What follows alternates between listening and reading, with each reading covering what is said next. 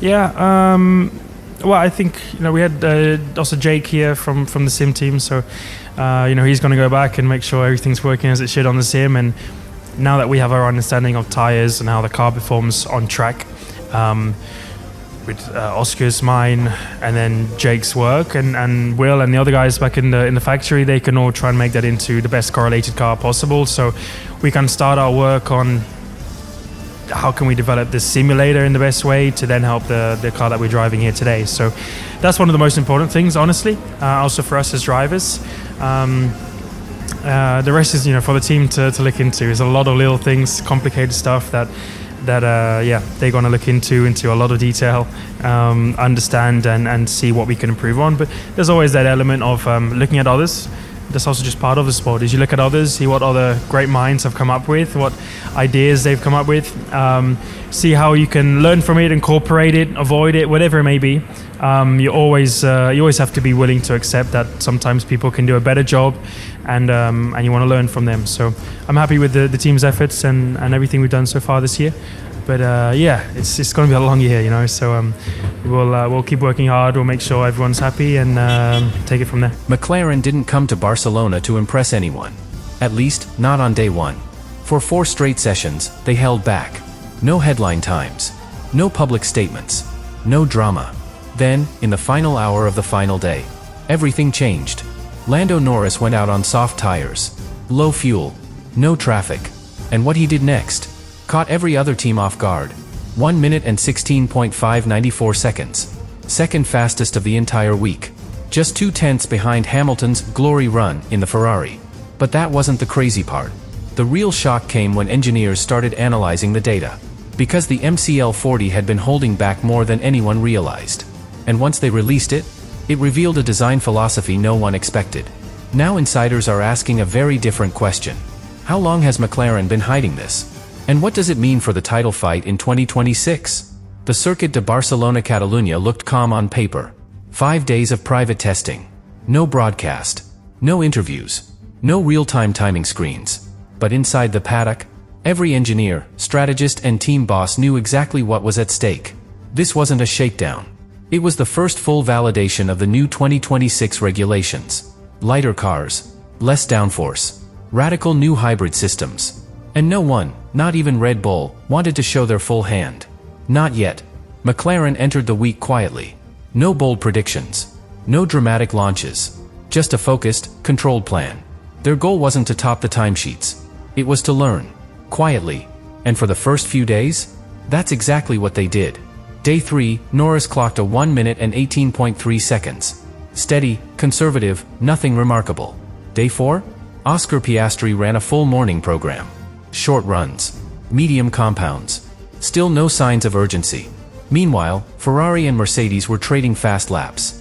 Russell posted a 1 minute and 16.4 seconds. Hamilton waited until the final day to respond. But McLaren, they were patient. And when Norris returned to the car on Friday afternoon, after losing time the day before, something shifted. There was a sense that McLaren had been building to something. Something they hadn't shown yet. And what came next proved that silence doesn't mean weakness. It can mean confidence. Or something far more dangerous. A team that knows exactly when to strike. Lando Norris rolled out of the garage with just under an hour left. Nothing about the moment seemed unusual. No special graphics. No pit wall celebration. Just another run. Except, this one wasn't like the others. For the first time all week, McLaren bolted on the softest tire available, the C5. Their fuel load? Likely minimal. And the car? Balanced. Aggressively so. What followed wasn't a surprise to everyone. But the time itself still hit hard. 1 minute and 16.594 seconds. Just 0.246 seconds off Hamilton's lap in the Ferrari. It was clean. Precise. No traffic. And executed like it had been practiced. Not just once, but many times before. From the outside, it looked like a standard qualifying simulation. But it wasn't. Because McLaren had done something different. They waited. Let others reveal themselves. Then struck, only after understanding exactly where the bar was set. Russell had gone fast. Hamilton had delivered a psychological blow. McLaren didn't just respond. They positioned themselves between the two. Not too far ahead. Not too far behind. Just close enough to make everyone uncomfortable. And when engineers across the paddock looked at the data, they saw something that didn't quite add up. Because for a car with lower mileage, less track time, and one mechanical issue, the MCL40 looked very composed. Too composed. And that's when people started asking, was this the real McLaren? Or just the part they're willing to show? It wasn't just the lap time. It was how McLaren got there. Because unlike Ferrari, they didn't need a glory run to make a point. They didn't wait until the last 5 minutes. They didn't pull media stunts. And yet, their message hit just as hard. Insiders now say the MCL40's pace wasn't spontaneous. It was rehearsed, refined, and quietly calculated over 3 full days of test data. McLaren's engineers had studied the fuel deltas, monitored tire behavior across all compounds, compared sector losses from Mercedes and Ferrari. Then, they made one key decision. Not to chase top speed, but to find repeatable pace in low-drag trim. That's where it gets interesting. Because the 2026 rules punish downforce-heavy designs, McLaren went the other way. They focused on low-drag efficiency, even on corner exit, even on heavy fuel. It's why their early laps looked underwhelming. Because the car wasn't struggling. It was being held back. When they finally lifted the restrictions, the MCL40 didn't explode onto the scene. It just revealed itself. And the most surprising part? It's how stable the lap looked. No twitch. No correction. No rear instability, even through Sector 3. Which brings us to the twist. McLaren may not have shown everything. Because while Norris went fast, he didn't use every mode available. And if that's true, they're not just close to Ferrari. They might be saving something even more aggressive. For Bahrain, McLaren didn't give a press conference. They didn't release technical notes. No behind-the-scenes videos. No celebration. Just data. And silence. That alone was suspicious. Because when a team performs well in testing, they usually say something. Even if it's measured. Even if it's vague. But McLaren stayed quiet. Almost too quiet. Which made rival engineers start looking harder. Not at the lap time, but at how the lap was built. Split times showed something unusual. Norris wasn't just fast on the straights. He was gaining in the traction zones. That's not typical. Especially with a low downforce setup. So how did they manage both? Some now believe McLaren has developed a hybrid deployment strategy that reacts differently between sectors. More regenerative drag under braking. Minimal delay in energy recovery. And more importantly, clean battery delivery through mid-corner exits. In other words, the MCL40 might be better balanced across the lap than its rivals assumed. And here's where it gets even more interesting. That same pattern, smooth power delivery, clean exits, tight-lipped garage, was last seen in 2020, when Mercedes introduced DAS, and kept it hidden, until the grid had already moved on. Too late to respond. Some engineers now wonder, has McLaren done something similar? Something hidden in plain sight? Because this isn't about a single lap anymore. It's about what they chose not to explain. And that silence might be louder than anything Ferrari or Mercedes have shown so far.